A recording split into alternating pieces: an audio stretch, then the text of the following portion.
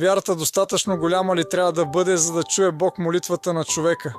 Истината е, че много често Бог отговаря на онези, които наистина му се доверяват и му предават себе си.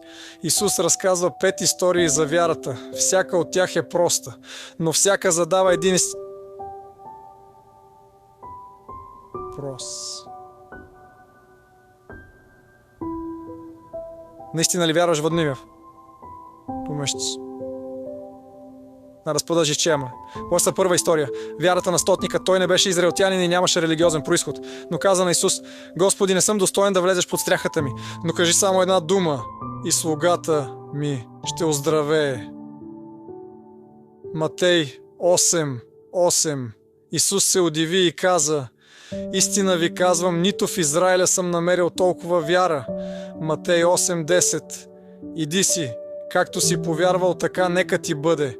Матей 8:13.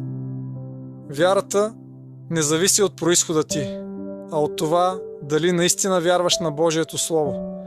Понякога не си недостоен, просто още не си се предал напълно на Господа. Втора история. Жената с кръвотечение. Тя беше болна 12 години. Вярваше, че ако само докосне дрехата на Исус, ще бъде изцелена. Тя се промъкна през тълпата и само докосна края на дрехата му. Исус и каза: Дерзай, дъщерьо, твоята вяра те изцели. Матей 9:22. 12 години болест, един единствен акт на вяра я изцели. Вярата не изисква красиви думи, просто протегни ръка между острата и Господ ще те приеме. Трета история.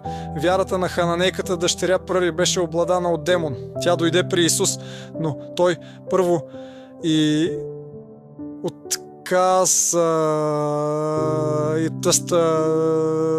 се каза: не е прилично да се вземе хляба на децата и да се хвърли на кученцата. Матей 15:26. Но тя не се разгневи и не си тръгна.